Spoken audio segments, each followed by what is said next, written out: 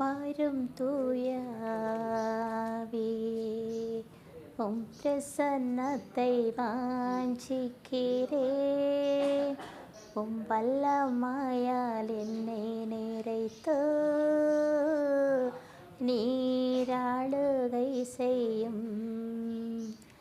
அக்கினியும் நீரே, பெருங்காற்றும் நீரே, பெருமழை போலவே நீராளுகை செய்யும். அக்கினியும் நீரே, பெருங்காற்றும் நீரே, பெருமழை போலவே நீராளுகை செய்யும். வாரும் தூய ஆவி, உம் பிரசன்னத்தை வாஞ்சிக்கிறேன். உம் வல்லமையால் என்னை நிறைத்து நீராளுகை செய்யும். Okay, good morning. நல்லா இருக்கீங்களா? ஓகேங்க. இந்த வீடியோவில் நான் ஹோலி பைபிளில் இருந்து தானியேல் புத்தகத்திலிருந்து அதிகாரம் 3, 4 மற்றும் 3 ஒரு சில பகுதி மட்டும் பற்றி உங்கள்கிட்ட ஷேர் பண்ண போகிறேன். ஓகேங்களா? தானியேல் உங்களுக்கு தெரியும், ஒரு இறைவாக்கினர். அவர் கிமு 620 538 வரைக்கும் உள்ள அந்த காலகட்டத்தில் அவர் வாழார். கிமு 620 538 வரை உள்ள காலகட்டத்தில் வாழறாரு. நெபுகத்நேசர் காலத்திலும் சரி, அதற்கு பிறகு பாபிலோனை கைப்பற்றிய மேதிய பெர்ஷிய மன்னர் காலத்திலும் அவர் வாழ்கிறார். ஓகேங்களா? இப்போ இந்த நெபுகத்நேசர் மன்னர் அவர் தான் அந்த கிமு 586 எருசலேம் தேவாலயத்தையும் அந்த எருசலேம் நகரையும் அழித்து தீக்கிரையாக்கி மக்களையெல்லாம் கொன்று வாளுக்கு தப்பினவர்களை எங்கே கொண்டு போனார்? பாபிலோனுக்கு நாடு கடத்தி கொண்டு விட்டு போனார் இல்லைங்களா? இப்போது அந்த நெபுகத்நேசர் அவருடைய முதல் கனவு, அவர் முதல்ல ஒரு கனவு கண்டார் இல்லைங்களா? பொற்சிலையை பற்றி. தலை பொண்ணால் ஆனால் இந்த மாதிரி ஒரு பொற்சிலையை கனவு கண்டார் இல்லைங்களா? அதுக்கு பிறகு 2ஆம் கனவை அவர் காண்றாரு. அப்போது இப்போ நெபுகத்நேசரே சொல்கிற மாதிரி இந்த வாசகம் அமைஞ்சிருக்கு. நெபுகத்நேசராகிய நான் அரண்மனையில் படுத்து கொண்டு இருக்கும் பொழுது ஒரு கனவு கண்டேன். அந்த காட்சி என்னை அச்சுறுத்தியது. அதனால் நான் பாபிலோன் நாட்டிற்கு சிறைப்படுத்தி வந்த அந்த ஞானி தானியேலை அழைத்து அவரிடம் அந்த கனவை சொல்லி உட்பொருளை கேட்டேன். அப்படிங்களா? அப்போது அவர் சொல்கிறார், அந்த கனவை தானியேலை கூப்பிட்டு சொல்கிறாரு, நான் அப்படி படுத்துட்டு இருக்கும்போது ஒரு காட்சி கண்டேன். அப்படின்னா ஒரு பெரிய வலிய மரம், அந்த மரம் வானை தொடுற அளவுக்கு ஓங்கி வளர்ந்துள்ளது. அதன் கிளைகள் பூமி எங்கும் நிறைச்சமாற அந்த கிளைகள் பரவி உள்ளது. அந்த இலைகள், அதனுடைய மரத்தினுடைய இலைகள் அழகானவை. அந்த மரங்களின் கீழ் விலங்குகள் தஞ்சம் புகுந்திருக்கின்றன. அந்த மரத்தில் நிறைய கனிகளும் இருக்குது. அந்த கனிகள் அதிக எண்ணிக்கையில் உள்ளன. அந்த மரத்தில் உயிரினங்களுக்கு தேவையான அந்த உணவு அந்த மரத்தில் இருக்கிறது. அதனால் எல்லா உயிரினங்களுக்கும் அந்த மரம் உணவளிக்கிறது. அப்போது நான் அப்பொழுது வானத்திலிருந்து ஒரு வாட்சர், ஒரு holy person is coming down from the heaven. அவர் என்ன சொல்கிறாருன்னு சொன்னாக்கா, chop down the tree and lop off the branches, strip off the foliage, the leaves, and let all the beasts under the tree go away, and the birds also go away from the trees. அப்படி சொல்கிறாரு. அப்போது இன்னொன்று சொல்கிறாரு என்னென்னா, அடிமரத்தை மட்டும் வெட்ட வேண்டாம், அந்த ஸ்டம், அந்த அடிமரத்தை மட்டும் இரும்பினாலும் வெண்கலத்தினாலுமான சங்கிலியால் கட்டப்பட்டு அது வயல்வெளிகள் நடுவில் புல் தரையில் கிடக்கட்டும், அந்த வானத்து பனியில் நனைஞ்சிருக்கட்டும். எது வரைக்கும்னா ஒரு 7 வருடங்கள். அதாவது அது வந்து பூமியில் உள்ள அரசர்களின் அரசுகளை எல்லாம் ஆளுகிறவர் கடவுளே. அவர் தாழ்ந்தவர்களுக்கு அவற்றை கொடுக்கிறார், தம் விருப்பம் போல கொடுக்கிறார் என்று உணரும் வரை இவன் அந்த தரையில் வானத்து பனினால் நனையட்டும் அப்படின்னு அவர் சொல்கிறாரு. இந்த கனவு தான் இதனுடைய உட்பொருளை எனக்கு விளக்க வேண்டும் சொல்கிறாரு. தானியேல் அந்த கனவை கேட்டுட்டு இவர் அதனுடைய உட்பொருளை நெபுகத்நேசர் மன்னனுக்கு சொல்கிறாரு. எப்படின்னா, அரசே, உமது புகழ் பூமி எங்கும் பரவியுள்ளது, வானத்தை தொடுற அளவுக்கு பரவியுள்ளது, நீ வலிமை வாய்ந்த அரசர், அந்த மரம் நீர்தான் அப்படின்னு சொல்லிட்டு, ஆனால் உம்மிடமிருந்து இந்த அரசு எடுக்கப்படும், நீர் வந்து மனித உள்ளம் உம்மிடமிருந்து நீக்கப்பட்டு விலங்கின் உள்ளம் உமக்கு தரப்படும்.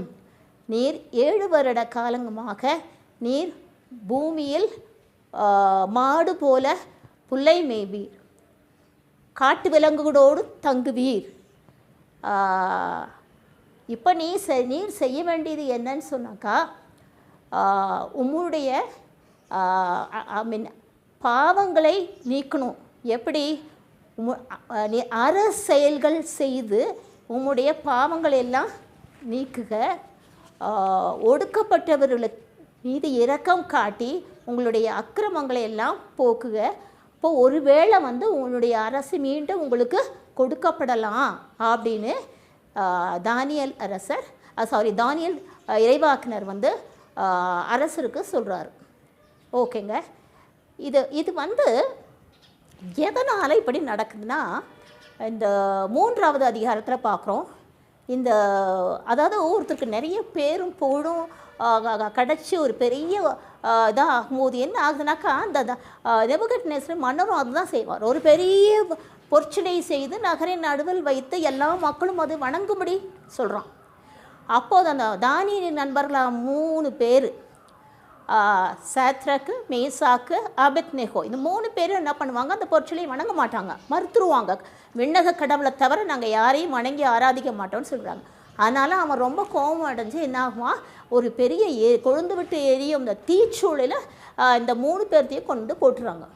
பட் அந்த நேரத்தில் வந்து கடவுள் நோக்கி இவங்க 3 பேர் மன்றாடும் போது விண்ணகத்திலிருந்து தூதர் வந்து அந்த நெருப்புச்சூளையில் வந்துடுவார்.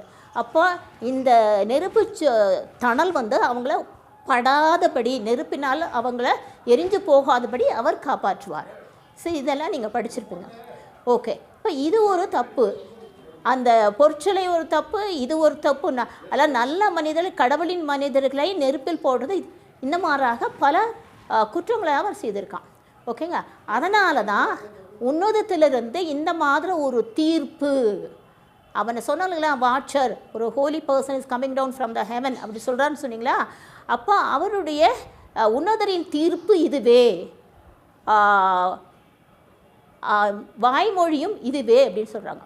இப்போ இந்த இறைவாக்கு நிறைவேறியது எப்போனா, சரியாக 12 மாதம் கழித்து ஒரு நாள் வந்து நெபுகத்நேசர் மன்னர் வந்து அரண்மனையின் மேல் மாடத்தில் உலவி கொண்டு இருப்பார். அப்போது அந்த நகரை எல்லாம் சுற்றி பார்த்துட்டு, பாபிலோன் சுற்றி பார்த்து விட்டு அவர் என்ன சொல்கிறாருன்னா, அப்போவும் பாருங்கள், அகங்காரம், ஆணவம், அதாவது தன்னையும் மாற்றிப்பட்டு கொள்கிறான். என்னுடைய வலிமை மிகுந்த ஆற்றலால் எனது மாட்சிக்கு மணிமொழியாக இந்த பாபிலோன் நகரை நான் கட்டி எழுப்பினேன்னு ஒரு ஹெட்வைட்டோட ஈகோயிஸ்டிக்காக சொல்கிறோம். அப்பொழுதே என்ன ஆகும், வானத்திலிருந்து ஒரு கேட்டது, நெபுகத்நேசர் மன்னனே, இது உனக்குத்தான், இந்த வார்த்தை உனக்குத்தான், உன்னுடைய ஆட்சி உன்னுடையிலிருந்து பறிக்கப்பட்டு விட்டது, மனித உள்ளம் உன்னிடமிருந்து நீக்கப்பட்டு விலங்கின் உள்ளம் உனக்கு தரப்படும். நீ பூமியில் காட்டு விலங்குகளோடு வாழ்வாய், மாடை போல புல் மேய்வாய், புல்லை சாப்பிடுவாய். 7 வருடங்கள், ஒரு குறிப்பிட்ட காலங்கர வரை. எப்போனாக்கா அந்த வானத்து பனியில் நீ நனைஞ்சு கிடப்ப. அதாவது எது வரைக்கும்னா உன்னுடைய தலைமுடி கழுகின் சிறகுகள் போல நீண்டு வளரும். அதே மாதிரி உன்னுடைய நகங்கள் வந்து பறவைகளின் அந்த நகங்களை போல நீண்டு வளரும். அது வரைக்கும், அதாவது நீ வந்து உலகின் அரசுகளையெல்லாம் ஆளுகிறவர் கடவுள் ஒருவரே என்று நீ உணரும் வரை நீ இப்படி 7 வருஷங்கள் வந்து இந்த பூமியில் காட்டு விலங்குகளோடு இருப்பாய் அப்படின்னு சொல்கிறார். அது நடக்குது. அதே மாதிரி இவன் வந்து 7 வருஷங்களுக்கு பிறகு, இப்போ சொன்ன இறைவாக்கெல்லாம் நிறைவேறி 7 வருஷங்களுக்கு பிறகு அவன் எப்போ வந்து வானத்தை நோக்கி கண்ணோக்கினானோ அப்போவே அவனுக்கு பகுத்தறிவு அவனிடம் திரும்பி வந்து கடவுளை புகழ்வான். கரெக்டுங்களா? ஸோ அதை வந்து இப்போ உங்களுக்கு வாசி காட்டுறேன். நானே உன்னதரை வாழ்த்தி என்றுமுள்ள கடவுளை புகழ்ந்து போற்றி அவரது ஆட்சி உரிமை என்றுமே அழியாது. அவரது அரசு வழி வழியாக உலகின் வழி நிலைக்கும். உலகின் உயிர்கள் அனைத்தும் அவர் முன் ஒன்றுமில்லை. வான்படை நடுவிலும் உலகில் வாழ்வோரிடையிலும் தாம் விரும்புவதையே அவர் செய்கிறார். யார்? கடவுள் உன்னதர். அவரது வலிய கையை தடுக்கவோ நீர் என்ன செய்கிறீர் என்று அவருடைய செயல்களை பற்றி வினவவோ யாராலும் இயலாது அப்படின்னு யார் இதை புகழ்ந்து பாடுறது? நேபுகாத்நேசர் மன்னர் அவனுடைய அந்த பனிஷ்மெண்ட்டுக்கு பிறகு அப்போ உணர்றான், அந்த பூமியில் உள்ள அரசுகளை எல்லாம் ஆழ்வது கடவுள் ஒருவரே. அவர் வந்து தாழ்ந்தவர்களுக்கே அது விருப்பம் போல் அவர்களுக்கு அளிக்கிறார். இப்போ நாம் கூட அங்கே நமக்கு பேரும் புகழும் பதவியும் புகழ்ச்சி எல்லாம் வரும்போது நமக்குள்ளே என்ன இருக்கணும்? அந்த ஹியூமிலிட்டி, தாழ்ச்சி இருக்கணும். கடவுள் முன்னால் நம்ம ஒன்றுமே இல்லை, தூசியும் துரும்புமாக இருக்கிறோம். நம்மளை களிமண், அந்த களிமண்ணை எடுத்து அவர் ஒரு கருவியாக்கி நாம் ஒரு பணிக்காக நம்மளை பயன்படுத்தி கொள்கிறார். அது பாப்பா மாட்சியும் புகழும் கடவுளுக்கு மட்டுமே புரியுது. அப்போது நம்மளுடைய ஒவ்வொரு செயல் மூலம் கடவுள் மாட்சி அடைய வேண்டும். அப்போது கடவுள் முன்னால் நம்ம ஒன்றும் இல்லை என்று உணர்ந்து கடவுள் முன்னால் நம்மளை தாழ்த்தி கொண்டு அவரை போற்றி புகழும்போது நம்மளும் நல்லா வாழ்வோம். இல்லாட்டி கொஞ்சம் ஈகோவோ கர்வமோ நான் தான் இதை செய்தேன் அப்படின்னு சொல்லவும் என்ன ஆகும்? நமக்கு என்ன நடக்கும் நாமளே புரிஞ்சுக்கணும். சரிங்களா? இதை வந்து ஜீசஸ் கூட ஒரு தடவை சொல்கிறார் இல்லையா? அந்த டெம்டேஷன் தாபோர் மலையில் அந்த அழகினால் சோதிக்கப்படும் போது அவர் ஒரு வார்த்தையை சொல்கிறார். பலக என்ன சொல்லும்? நீ என் தண்டனிட்டு வழங்கினால் உலகின் அரசுகளை எல்லாம் உனக்கு நான் தருவேன். எல்லாமே கடவுளுக்குரியது. அப்பா உன் கடவுளை மட்டுமே ஆராதிப்பாக ஆண்டவர் சொல்கிறார். இணைச்சட்டு நூல் உனக்கு நீ வந்து மேலே உயரும்போது என் ஆற்றலால் இதையெல்லாம் நான் செய்தேன் என்று சொல்லக்கூடாது. இணைச்சட்ட நூல்லையும் சொல்லப்பட்டிருக்கிறது. ஓகேங்களா? அப்போ நம்ம வந்து எப்பொழுதுமே கடவுள் முன்னே நம்மளை தாழ்த்தி நம்ம கடவுளை ஒருவரை மட்டும் ஆராதித்து வணங்கி இருக்கும்போது நம்ம கடவுளால் ஆசீர்வதிக்கப்படும். ஓகேங்களா? Bye. Thank you so much for listening to the video. Bye bye.